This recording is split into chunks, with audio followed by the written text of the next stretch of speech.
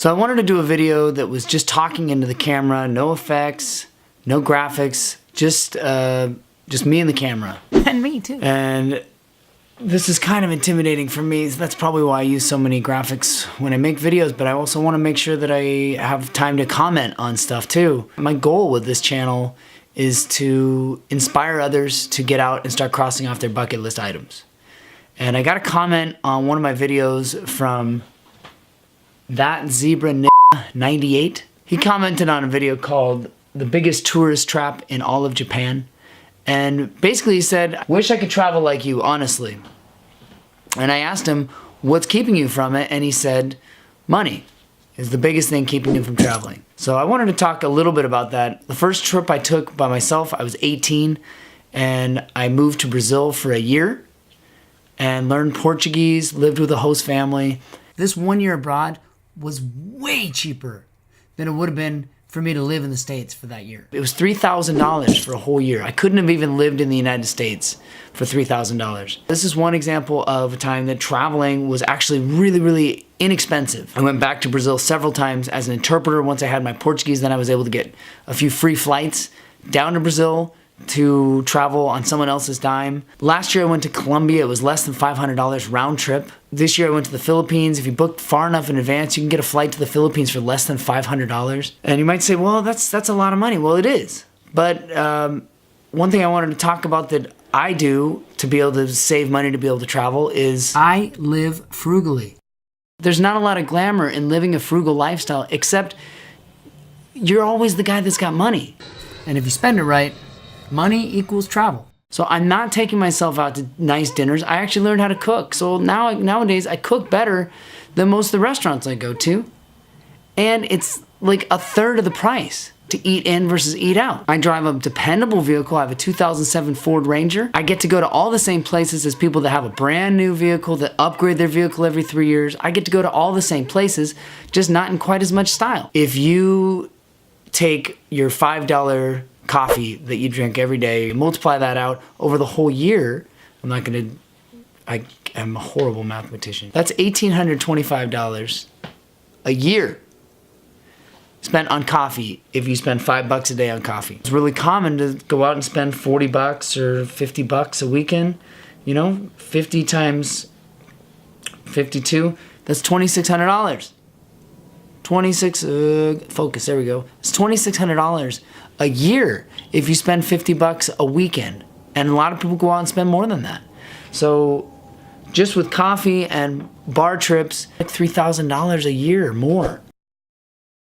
For $3,000, $4,000, you can have a very, very nice trip somewhere. To me, the most difficult thing about traveling is actually finding time. Having a work lifestyle that allows you time off, even if it's unpaid, has always been for me the best way to get out and travel.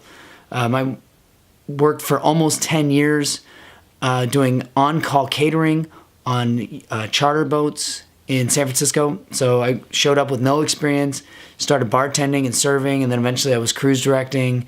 And the cool thing about it is on call, they're always looking for people because it's hard to keep good staff on if you're willing to work hard and just show up and have a good attitude and work well with people.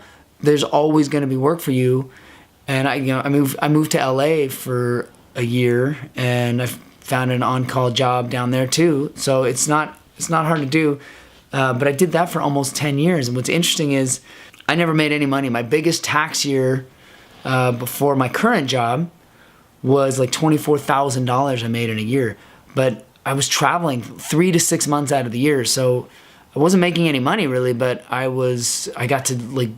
had control of my schedule, which was a huge thing. These guys would call me up and say, hey, we have events coming up this week, this month, whatever. Which ones can you do? Which ones can't you do? And I always had the option to say no. I also worked at the Hyatt hotel chain for 4 years. And during that time, I also had control of my schedule. I was on call, was my official status. So I could also always tell them yay or nay. So when I disappeared for 3 months at a time or a month at a time or whatever, it never cost me my job. I always came back and they were just thrilled to have me back. What's interesting is that now I have like a real job. Now I drive boats in San Francisco, take tourists out for a 30-minute round trip. Ah, how cute is that? Super fun job. but I don't have really any control of my schedule. I'm on the schedule, so I have to fit all of my adventures and travels in around a formal schedule. So, and that's not always easy to do. So I have another story that on one of my trips to Brazil, I used to go down every year. I used to go down to Brazil, and on one of my trips down there, I'll never forget, I got an email from my high school valedictorian. Super successful guy. I always looked up to him. He's a doctor now. He's done really well for himself. And at the time I was making like minimum wage basically. And I had hopped on a flight down to Brazil for a month. And he sent me an email saying, "I wish I had your life." And I remember thinking, me? Yeah, trust me, buddy, this could all be yours, you know? Especially now that I'm on a schedule. I realize when all your friends are going out and splurging on a new car or new this or whatever, they're getting the next iPhone, there's a certain amount of bravery that goes into living a modest lifestyle in exchange for spending your money on things that are more meaningful to you in the long run. Yeah, let's hear your thoughts. But if this was boring, if this was awful, like, bear with me, leave me a comment, give me suggestions, because I'm really intimidated to sit down and just have a conversation with the camera. This is like, I feel naked, which maybe that's because I'm not wearing pants, but just kidding. I'm wearing pants. Okay. Anyway, leave your comments below, please. Thank you for watching, and check out some of my other videos that have a little more production if you're not into this one. Okay. Thanks.